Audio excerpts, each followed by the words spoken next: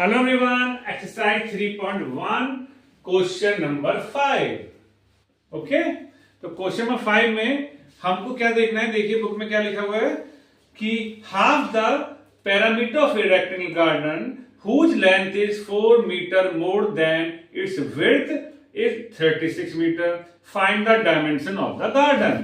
तो एक गार्डन है जो रेक्टेंगल टाइप का है जिसकी लेंथ ब्रेथ से 4 मीटर मोर है, जिसकी लेंथ ब्रेथ से 4 मीटर मोर है। मींस लेंथ ब्रेथ पर डिपेंड है। किस पर डिपेंड है?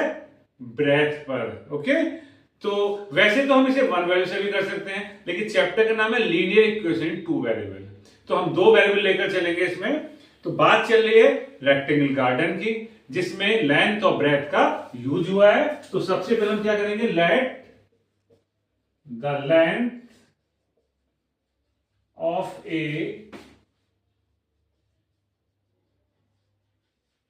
rectangular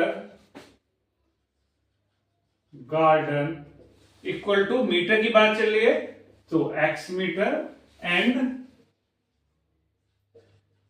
ब्रेथ, यानी ब्रेथ या विड्थ एक ही बात है, breadth of a rectangular garden equal to y metre. ठीक, अब क्वेश्चन क्या कहता है हमसे?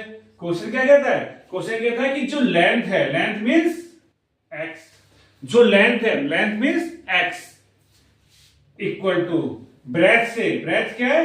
y। यहां पर ब्रेथ क्या लिखा हुआ है? ब्रेथ मींस विड्थ लिखा हुआ। विड्थ या ब्रेथ एक ही बात है कि लेंथ विड्थ से 4 मीटर मोर है। More means plus, large means ज्यादा, है ना। 4 मीटर मोर है तो x equal to y plus 4। Length यानी x ब्रेथ से 4 ज्यादा है, तो एक इक्वेशन हमारे पास ये आ गई। ठीक, क्लियर। तो इसको फर्स्ट इक्वेशन कह देते हैं। और आगे देखिए एक लाइन बहुत ही अच्छी से लिखी हुई है, ये इंपॉर्टेंट क्वेश्चन है फॉर बोर्ड एग्जामिनेशन।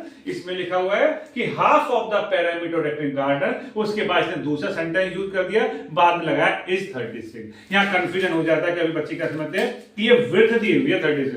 विड्थ नहीं है, हाफ ऑफ द पैरामीटर 36 दिया हुआ है। यानी पैरामीटर क्या होता है आपका? दूसरी इक्वेशन बनाएंगे, पैरामीटर होता है 2 इंटू एल प्लस बी। क्या होता है parameter? 2 into L plus B, और उसका क्या कहना है? हाफ। क्या कहा इसने कि हाफ ऑफ द पैरामीटर, और पैरामीटर सभी जानते हैं 2 इंटू एल प्लस बी होता है, तो हाफ मतलब 1/2 इज मींस इक्वल टू कितना है? 36। Length L breadth B. Okay, तो यहां से हमको क्या मिला? एल प्लस बी, और एल को हमने क्या लेट करा था? ये तो हमारा एल था, ये हमारा बी था, है ना, यही तो था। तो एल के प्लेस पर x, b के प्लेस पर y। दूसरी इक्वेशन हमें यहां से मिल गई। क्लियर? ओके, हमने दो इक्वेशन निकाली वर्ड प्रॉब्लम को रीड करके। इसने क्या लास्ट में क्या कहा? Find the dimension of the garden. यानी डायमेंशन क्या है रेक्टेंगल में? लेंथ और ब्रेथ है, तो इसकी लेंथ और ब्रेथ फाइंड कीजिए। No problem. ये x की वैल्यू आई y की फॉर्म में, तो हम क्या करते हैं, इस x की वैल्यू को उठाकर यहां रख देते हैं x के प्लेस पर। ओके, तो क्या लैंग्वेज लिखेंगे कि put the value of x in equation 2। यहां लिखेंगे put the value of x in equation 2। चलिए 2 में रख देते हैं, नो प्रॉब्लम, रख दीजिए। x जहां x है वहां y प्लस 4 लेना। तो देखिए ये x, इस x के प्लेस पर y प्लस 4, और ये प्लस तो है ही आपके पास, प्लस y का y रहेगा। ठीक है, इस x के प्लेस पर क्या लिखा हमने? ये लिख दिया y प्लस 4, और इक्वल टू में क्या था यहां पर? 36 था। ठीक, y और y क्या आ गया? 2y।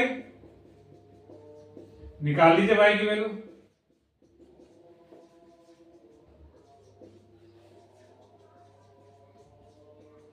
यहां से क्या मिला? 16 आ गया। ठीक है, तो y की वैल्यू क्या आ गई? 16 आ गई ना, तो y हो गया हमारा 16। ओके, तो ये आ गई आपकी y की वैल्यू। ओके, तो y की वैल्यू क्या से हम क्या करते हैं? x की वैल्यू फाइंड कर लेते हैं, क्योंकि इसने हमसे क्या था? डायमेंशन। तो एक वैल्यू तो हमने फाइंड कर ली, तो हम क्या करेंगे?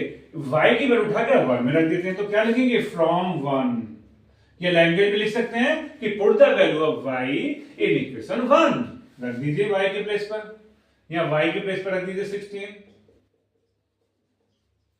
16 प्लस 4 कितना आ गया 20 मीटर।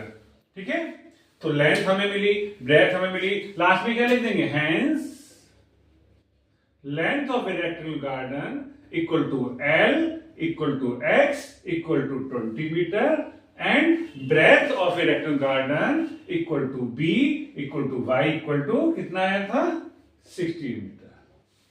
तो मे भी वर्ड प्रॉब्लम समझ में आ गई होगी। ओके, फिर भी कोई प्रॉब्लम रह गई हो तो कमेंट बॉक्स में कमेंट कीजिए, आपकी प्रॉब्लम जरूर सॉल्व की जाएगी। तो बने रहिए हमारे साथ। Thank you.